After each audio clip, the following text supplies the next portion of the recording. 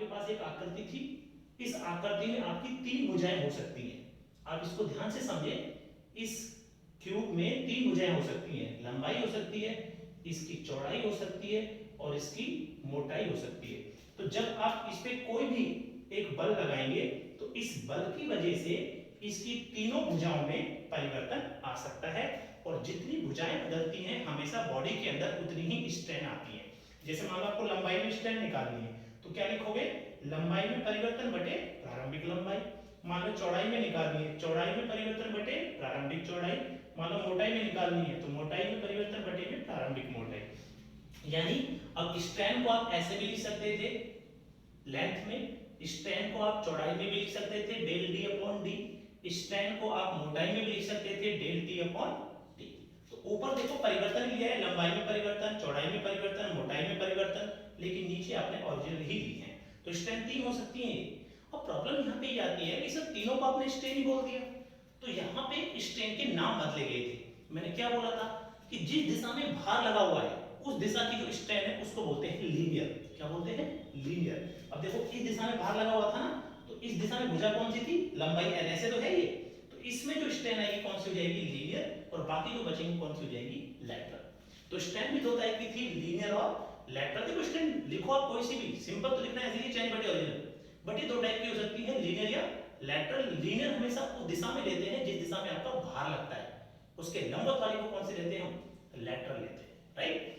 तो मैं इसको बार-बार मैं इसलिए आपको फोकस करा रहा हूं, इसको बार-बार इसलिए मैं बता रहा हूं क्योंकि इसका कहीं ना कहीं आने वाले इसमें बहुत बड़ा यूज है, इसलिए मैं इसको बार-बार आपको रिपीट कर रहा हूं। इसके बाद अब यहां से आगे हम चैप्टर को लेके बढ़ते हैं, और अब कुछ इंपॉर्टेंट कुछ और डेफिनेशंस मैं आपको बताता हूं, क्योंकि इन डेफिनेशंस के बिना हम स्ट्रेंथ ऑफ मटेरियल सब्जेक्ट की प्रॉपर्टी को क्लियर नहीं कर सकते। प्रॉपर्टीज को पढ़ने के लिए सबसे पहले मुझे ये बेसिक से वर्ड आने चाहिए। स्ट्रेस क्या है, स्ट्रेन क्या है, स्ट्रेन से एक वर्ड कल और बना था, आपको याद होगा पॉइजन रेशियो। मैंने बोला था पेपर के लिए इसको इंपॉर्टेंट टिक कर लेना, क्योंकि पेपर में कई बार डेफिनेशन पूछी गई है पॉइजन रेशियो की। साथ साथ मैं आपको बताने जा रहा हूं, आज एक न्यू टॉपिक में लेता हूं अगला, इलास्टिसिटी। इलास्टिसिटी इसको हिंदी में प्रत्यास्था बोलते हैं। क्या बोलते हैं, प्रत्यास्था। ये क्या होता है, ध्यान से, बड़ा इंपॉर्टेंट वर्ड है, और यहां से मैं कुछ आगे और टॉपिक लिंक करूंगा कि बिल्कुल सॉल्व का बेसिक चल रहा है, इन्हें आप अच्छे से देखें, वीडियो को बार-बार देख के अपना बेसिक क्लियर कर लें एक बार। इसमें न्यूमेरिकल्स तो आपको पता है, जैसे सब्जेक्ट का नाम ही है स्ट्रेंथ से जाता है, तो न्यूमेरिकल तो भरपूर है इसके अंदर। हर सब्जेक्ट में, हर टॉपिक के अंदर, हर चैप्टर के अंदर आपको न्यूमेरिकल्स की भरमार मिलेगी। इसके अंदर न्यूमेरिकल सब्जेक्ट है टोटली, तो न्यूमेरिकल का एक-एक करके बहुत अच्छे से ग्रिप में ले लेंगे, कॉन्सेप्ट क्लियर होना बहुत जरूरी है।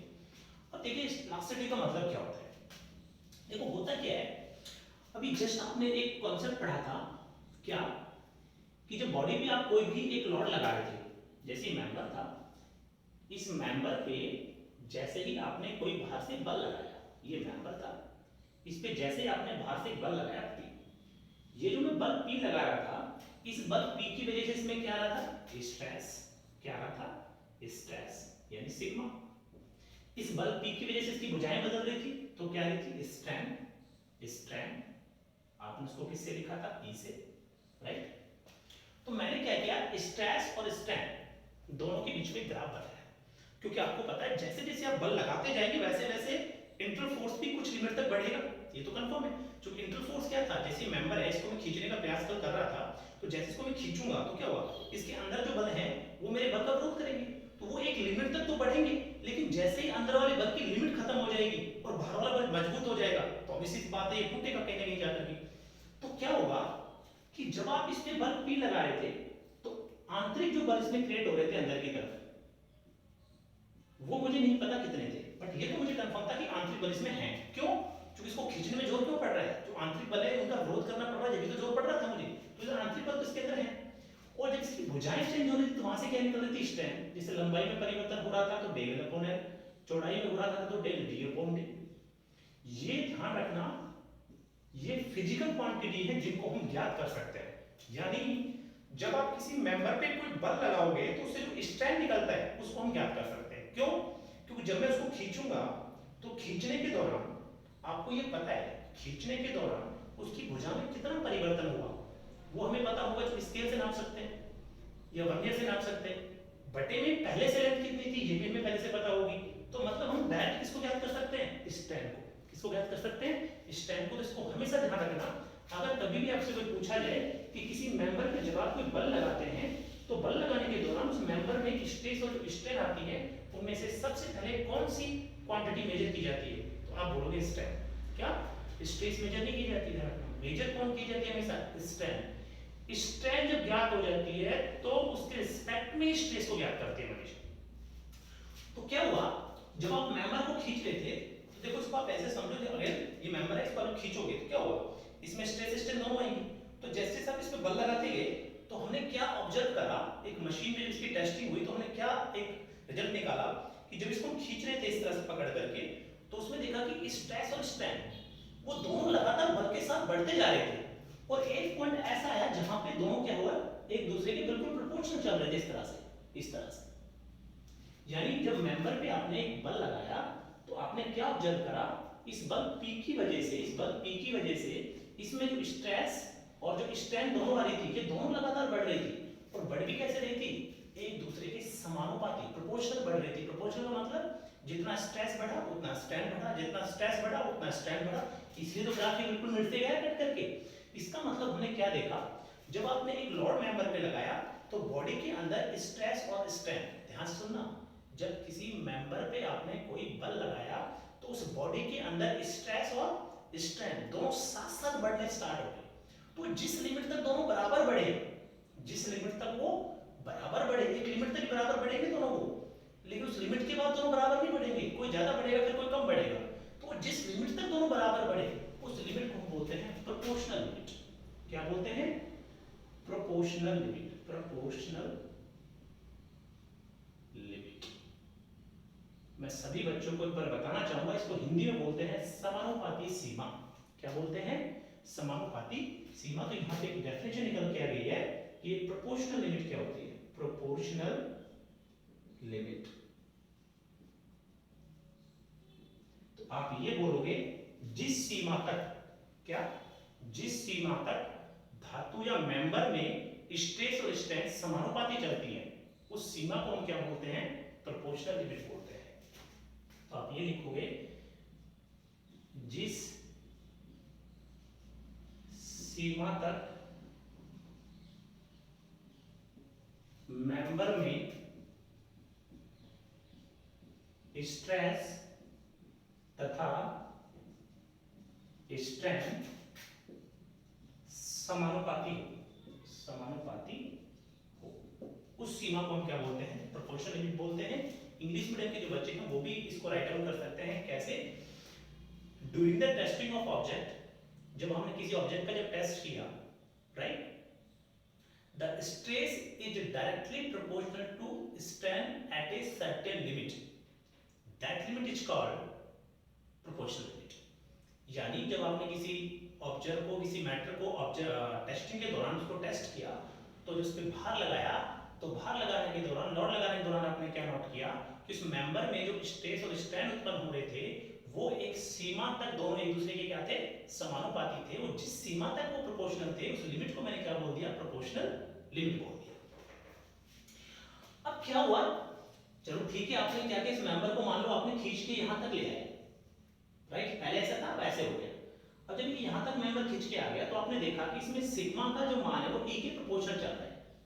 क्या हो रहा है, सिग्मा मतलब स्ट्रेस का मान किसके समानुपाती चल रहा है, E के चल रहा है। अब आपने क्या किया, अब आपको लगा यार इसको और खींच के देता हूं थोड़ा सा मैं, फिर आपने क्या किया, पहले ये यहां था, अब आपने थोड़ा सा और खींच दिया। तो और जैसे आपने खींचा तो आपने क्या देखा, ये पॉइंट हल्का सा स्लाइड करके ऊपर चला गया है, और यहां पे आकर के आपने चीज नोट करी कि ये दोनों एक दूसरे के समानुपाती नहीं है, ये दोनों एक दूसरे के समानुपाती नहीं है। तो ये जिस पॉइंट तक समानुपाती थे उसको आपने क्या बोला, प्रोपोर्शनल लिमिट। उसके बाद मेंबर को आपने और खींचा, अब ये समानुपाती नहीं रहे, लेकिन इस पॉइंट पे आपने एक चीज नोट करी, क्या, कि जब आप मेंबर को खींच के इस पॉइंट तक ले गए और फिर आपने क्या किया, मेंबर पे से भार हटा दिया, तो मेंबर पे से जैसे भार हटाया तो ये मेंबर लौट करके उसी अपनी पोजीशन में आ गया जिसमें पहले से था। ध्यान रखना, हाँ अगर आप इसको और खींचोगे तो ये थोड़ा और आगे बढ़ जाएगा, फिर अगर इस बात से आपने बाहर हटाया तो ये लौट के वापस नहीं आएगा। तो जिस पॉइंट से मेंबर से बाहर हटाने पर ये लौट करके वापस अपनी अवस्था में आ जाता है, उस पॉइंट को हम बोलते हैं इलास्टिक लिमिट। क्या बोलते हैं? Elastic limit. देखो दो चीजें ध्यान रखना। प्रोपोर्शनल लिमिट का मतलब क्या है? वह बिंदु या वह सीमा जिस पर स्ट्रेस और स्ट्रेन एक दूसरे के समानुपाती होती है। उसके बाद अपने मेंबर को खींचा, एक बिंदु ऐसा आया, वह बिंदु जहां से भी मेंबर पे से भार को हटा लिया जाए तो मेंबर लौट करके पुनः अपनी अवस्था में आ जाता है, उसको आप क्या बोलते हैं? Elastic limit. क्या बोलते हैं? Elastic limit. तो यहां पे मैं आपके लिए एक और क्लियर कर देता हूं, what is the elastic limit, इसको भी देख लो। इलास्टिक लिमिट इंपॉर्टेंट है पेपर के लिए, इंपॉर्टेंट है पेपर के लिए। कल एक डेफिनेशन में बताई थी पॉइजन रेशियो, वो भी इंपॉर्टेंट है पेपर के लिए। आज मैं इलास्टिक लिमिट की बात करता हूं। ये क्या होगी? वह लिमिट जहां से धातु लौट करके पुनः अपनी अवस्था में आ जाए। तो वह सीमा जिससे यदि भार को हटा लिया जाए, भार को हटा लिया जाए तो मेंबर पुनः अपनी अवस्था में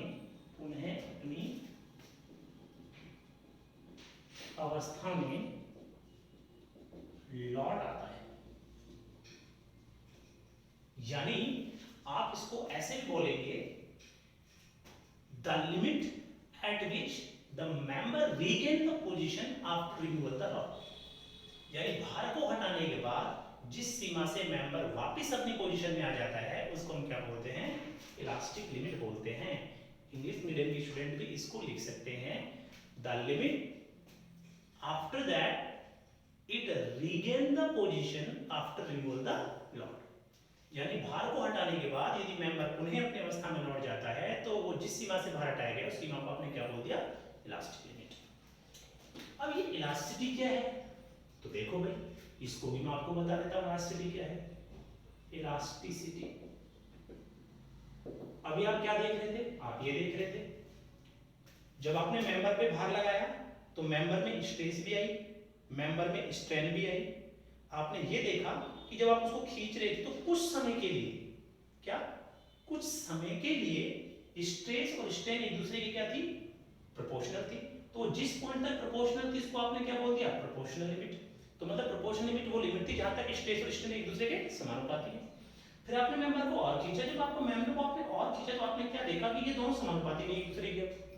ये हल्का सा यहाँ स्लाइड कर जाता है नीचे की तरफ, ये एक पॉइंट यहाँ पे ऐसा आ जाता है कि उस पॉइंट से यदि मैं भार को हटा दूं, जैसे मेंबर को खींच के आप यहाँ तक ले आए, अब आपने भार को हटा दिया तो क्या होगा? मेंबर लौट करके वापस अपनी अवस्था में आ जाएगा।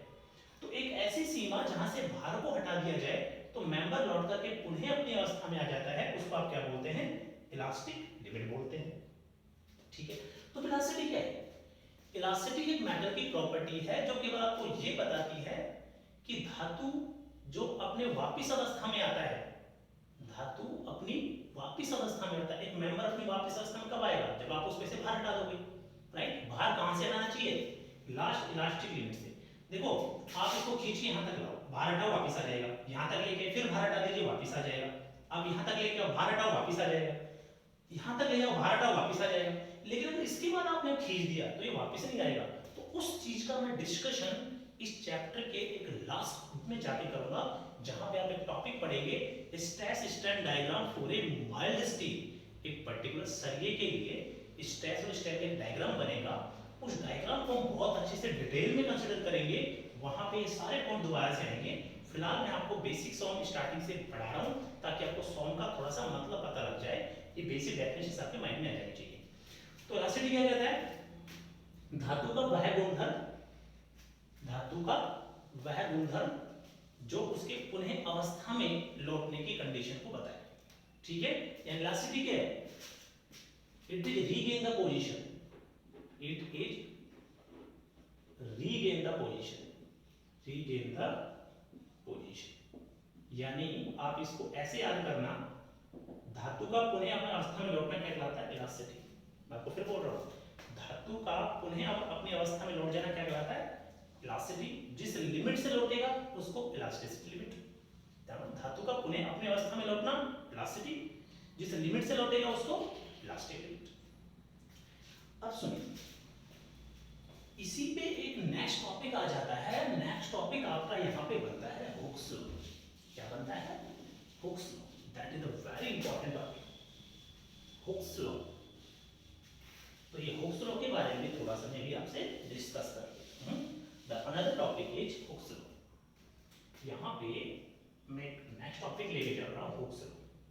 पेपर के लिए इंपॉर्टेंट आ दीजिएगा हुक्स लॉ।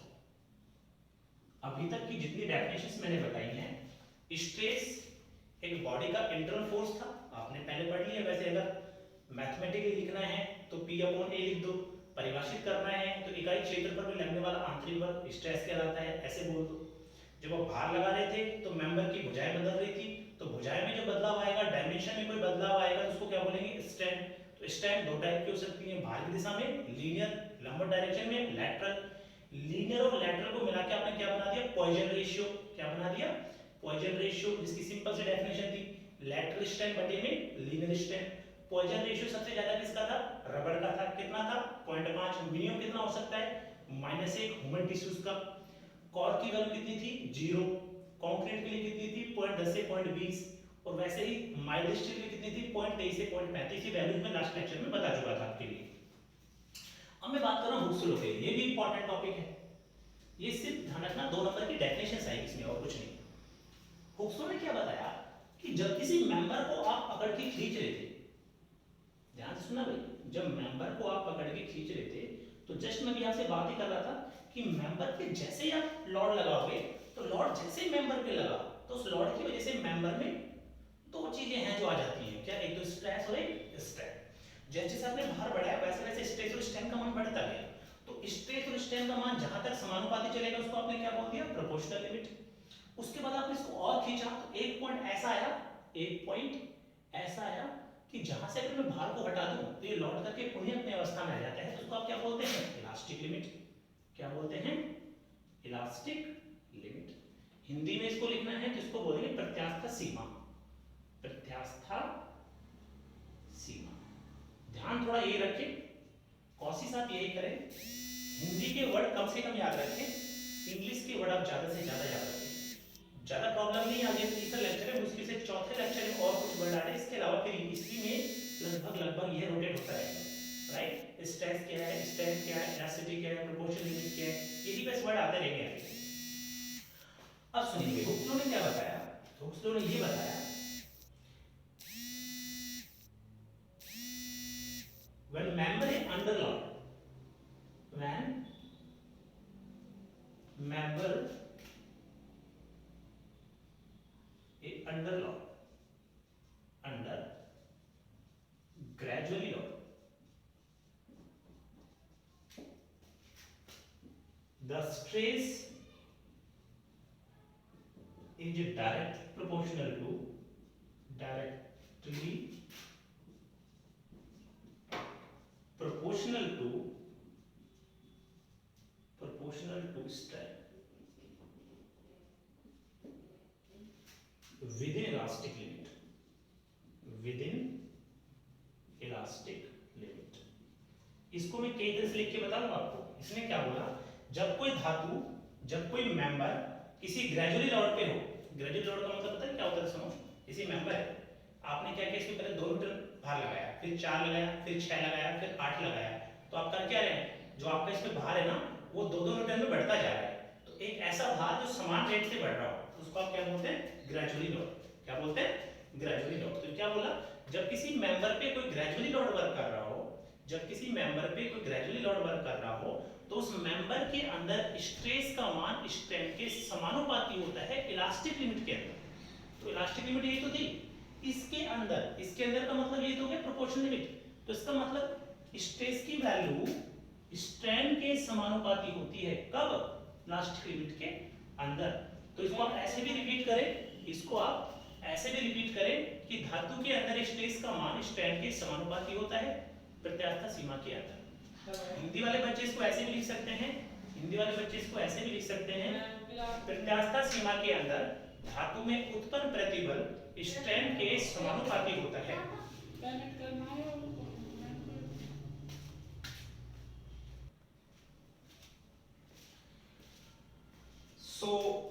हुक्स लॉ का मतलब आपको बताया था कि जब किसी मेंबर पे हम कोई ग्रेजुअली लोड लगाते हैं तो धातु के अंदर उत्पन्न प्रतिबल विकृति के समानुपाती होता है प्रत्यास्थ सीमा के अंदर। ये किसने दिया था? हुक्स लॉ ने। ध्यान रखना इसने क्या बोला? प्रत्यास्थ सीमा के अंदर। तो प्रत्यास्थ सीमा के अंदर कौन है? Proportional limit. कौन है? Proportional limit. इसका मतलब हुक का नियम केवल किस लिमिट पे लगाया जाता है? प्रोपोर्शनल लिमिट पे लगाया जाता है। इसको माइंड में करना है क्योंकि ये क्वेश्चन बहुत बार कॉम्पिटिशन में भी पूछा गया है जेईई के अंदर कि हुक का नियम किस लिमिट तक वैलिड है। Hooke's law valid for proportional limit.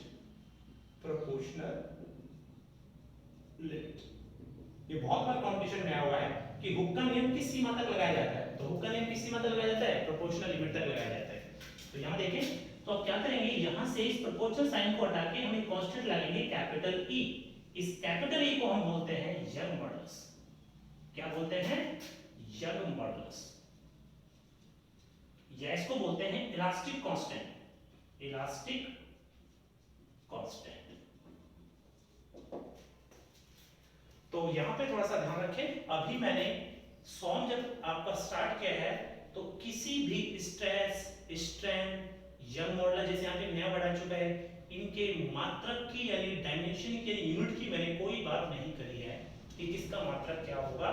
मात्रक के लिए एक लेक्चर पर्टिकुलर आपको अलग से लिया जाएगा जिसमें आपको मात्रक कन्वर्जन यानी यूनिट कन्वर्जन सिखाया जाएगा। तो ये हुक्स आपके सामने रहा। इसमें फिलहाल एक कांस्टेंट यहाँ पे आ चुका है जिसको आपने कैपिटल ई, जिसको आपने क्या बोला है? यंग मॉडुलस है, इलास्टिक कांस्टेंट। ऐसे ही हमारे अभी फिलहाल स्टेप ऑफ मटेरियल में दो कांस्टेंट और आएंगे, एक मॉडुलस ऑफ रिजिडिटी, एक और आपका आएगा जिसको हम बोलते हैं बल्क मॉडुलस। अभी आने वाले लेक्चर में उनके बारे में आपसे बात करूंगा। तो जब ये तीन कांस्टेंट हमारे सामने आ जाएंगे तो इनके बीच में रिलेशंस बनाएंगे। क्या बनाएंगे? रिलेशंस बनाएंगे। इसलिए जितना सॉल्व मैं आपको पढ़ा रहा हूं सिर्फ उतना ही पढ़े, किसी बुक को पढ़ने की आपको कोई जरूरत नहीं है। आपके यहीं पे ध्यान रखना, इसी मार्कर से पूरी बुक बनवा दूंगा आपकी कॉपी के अंदर, एक लिखते लिखते लिखते पूरी बुक छप जाएगी। तो फिलहाल आपने क्या क्या पढ़ा है? फिलहाल आपने पढ़ा स्ट्रेस, आपको मालूम है क्या है। फिर से आपने पढ़ा स्ट्रेन। स्ट्रेन दो थी, लीनियर लेटरल। लीनियर लेटरल को मिला के बन गया Poisson ratio, right? Poisson ratio definition आपने पढ़ ली थी।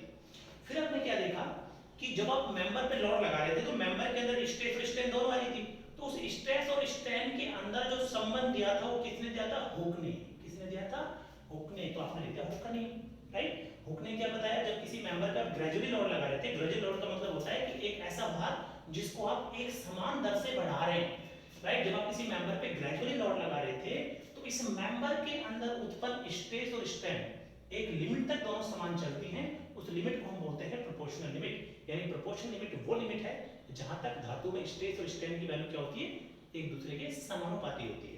फिर आपने मेंबर को और भार लगा के खींचा तो आपने देखा कि दोनों समानुपाती नहीं रहे, आगे जाके थोड़ा सा टिल्ट हो जाता है।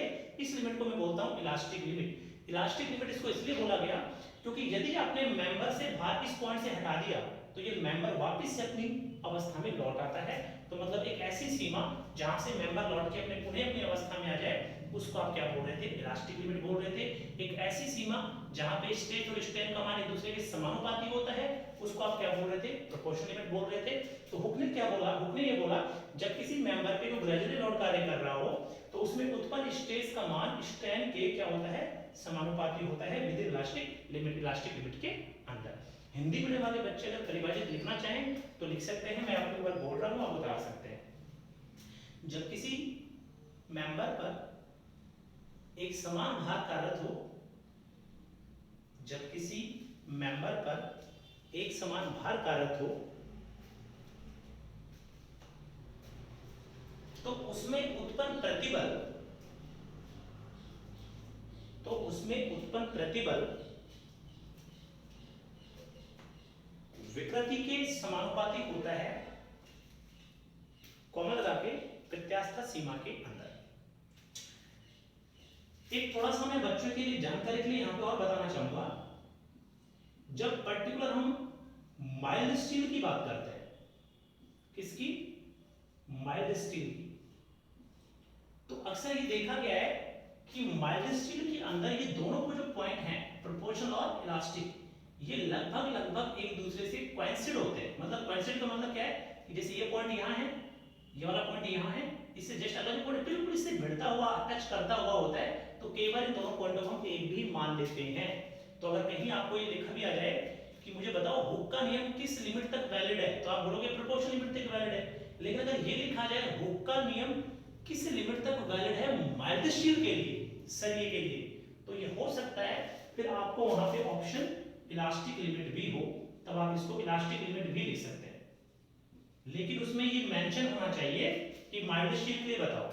तो अगर ऑप्शन में प्रोपोर्शनल लिमिट है तो कोई टेंशन है ही नहीं, राइट। अगर पर्टिकुलर माइल्ड स्टील लिखा है और उसमें प्रोपोर्शनल लिमिट कहीं नहीं दिया हुआ, तो फिर आप किस पे टिक करेंगे, इलास्टिक लिमिट पर ही टिक करेंगे। Thank you so much. बाकी मैं डिस्कशन आपसे नेक्स्ट क्लास में करूंगा, तो आप वीडियो को देखते रहिए और अपने कॉन्सेप्ट क्लियर करते रहिए। किसी प्रकार का कोई डाउट हो तो प्लीज आप मुझे कमेंट्स में शेयर करें। Thank you.